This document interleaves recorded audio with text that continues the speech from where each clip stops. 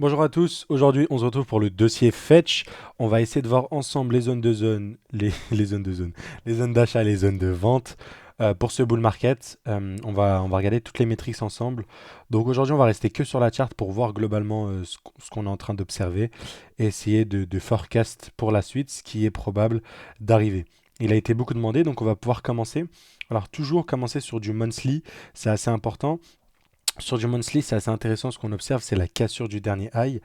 Voilà. Le cas Fetch est assez intéressant. Pourquoi il est intéressant? Tout simplement parce que Fetch, c'est tout de même une valeur qui vaut déjà 4 milliards. Ok, donc c'est une valeur qui vaut 4 milliards sur le marché à l'heure actuelle. Donc c'est une valeur qui coûte très très cher. Et donc, pour connaître de la croissance, il faut relancer une hype. Malheureusement, pour relancer une hype sur l'IA, eh ben, il faudra que des actions comme Nvidia performent. Or, à l'heure actuelle, Nvidia clôture de manière pas très très jolie, ok. Et en plus, alors au millimètre près, hein, je ne sais pas si on peut considérer ça comme une prise, enfin en tout cas pour moi, c'est une prise de liquidité, parce que si je vais en 5 minutes, en 3 minutes plutôt, je vais en 3 minutes sur Nvidia, bah, je le vois clairement que la liquidité elle a été prise. Alors hop, je le vois clairement, hop, je le mets droit. Donc, déjà, ça, c'est un signal pas très positif. Et le deuxième signal pas très positif sur Nvidia, c'est que le momentum haussier est bientôt terminé. On le sait quand tu vas en monthly sur une action et que tu vois ça, euh, il y a de très fortes chances que même si on continue, on risque de manger une grosse phase corrective. Ok. Et une phase corrective, bah, au vu de ce que ça a fait, bah, c'est pas très très dingue, hein. De voir Nvidia faire moins 54%, en vrai de vrai, ça reviendrait sur des niveaux de valorisation qu'on a vu en 2024. Donc c'est pas vraiment si délirant en termes de niveau de valorisation. Donc c'est ce genre de choses auxquelles il faudra faire attention, d'ailleurs pour l'ensemble du marché, tout simplement, mais notamment pour les valeurs IA. Ok. Donc je ne m'en fais pas quant à ça. Tant que la structure est haussière, voilà, on a les scénarios d'invalidation. Les scénarios d'invalidation de bottom, il est ici sur Fetch. Si jamais on casse ça, bah, je pense qu'on va prolonger le bear market et on risque de revenir sur bah voilà, le bottom qu'on a créé sur ces deux bull market. Ce qui est possible. Ce que je ne pense pas, et aujourd'hui, il y a un setup qui se met en place. Donc voilà, sur du mensuel, ça nous dit on a eu la première cassure de la TH qui ressemble beaucoup à ce qu'on voit ici, première, avant d'avoir une grosse correction comme ce qu'on a eu et une autre phase. Ça ressemble beaucoup à ça. Bon, sur beaucoup de valeurs, j'ai l'impression qu'on est en train de réitérer au niveau de ça avec le départ. Maintenant, si on va sur du weekly, c'est assez intéressant d'observer que nous sommes en train de créer une trendline. Et ça, c'est positif. Pourquoi c'est positif?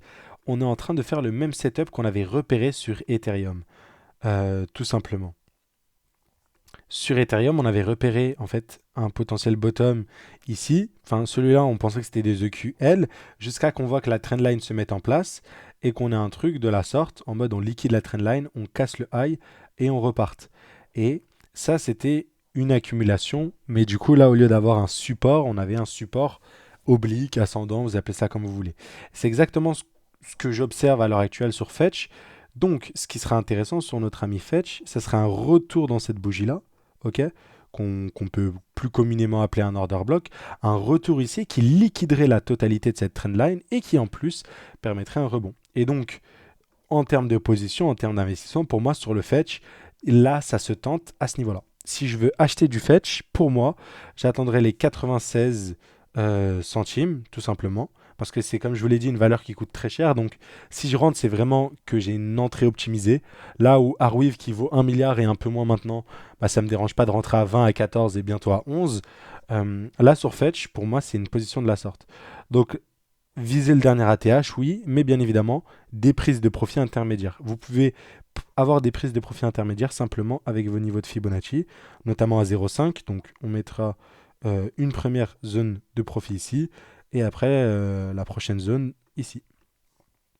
Ok. Et après, bien sûr, au-dessus de la TH. Donc, voilà. Pour ma part, ça sera trois zones de profit sur notre ami Fetch.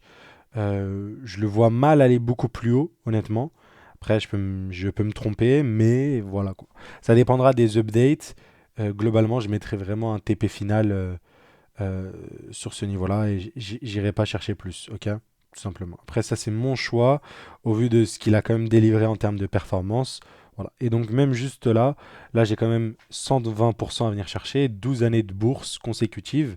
Hein, la bourse, c'est 10% en moyenne annuelle. Là, c'est 20 années en bourse. Là, c'est 35 années, 44 années, etc., etc. Donc voilà. Au mieux, on va venir chercher le x5 qui est intéressant. Le x5 et demi à peu près. Donc voilà. Sur Fetch, c'est globalement la vision que j'en ai au niveau de l'achat et de l'entrée. Maintenant, si je redescends sur du daily pour essayer d'affiner le tout, bah, vous voyez que c'est magnifique. Et alors, pour être sûr qu'on soit sur une bonne trendline, je vais confirmer tout ceci. Donc, je vais aller sur la charte de Coinbase pour voir ce qu'on a sur Coinbase. Voilà, globalement, oui, on a ce qui ressemble à une trendline.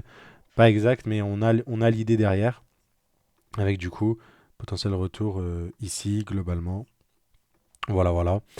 Et réagir sur les 93, du coup, sur Coinbase, c'est 93 centimes. Donc voilà, voilà. Pour continuer, du coup, je vous ai dit qu'on allait en daily. Je retourne sur mon autre chart. Ce qu'on va vouloir observer sur du daily, notamment, ça va être pourquoi pas un rebond dès à présent. Ok, un rebond avant de mieux dump. Et donc, dans ce cas-là, on mettra notre high ici. Si on n'a pas de rebond, on dump directement ici. On mettra notre high ici, qui sera notre signal comme quoi ça s'est bien retourné et que mon stop loss, je peux commencer à le monter sur le lot qui a été fait. Ok. C'est-à-dire que si jamais j'ai une structure comme celle-ci qui se fait, ok, et qui casse et qui monte, et ben mon stop loss qui était ici, je vais pouvoir me dérisquer et pouvoir le placer ici. Ok.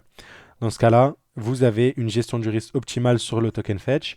Vous êtes en mode trader de momentum. C'est-à-dire que si jamais le momentum a bien été lu, donc là, si le setup se confirme, ok, donc nous, on va rentrer en mode avant-gardiste avant le COS pour en, en découdre le meilleur rendement possible, le meilleur risque ratio, ok.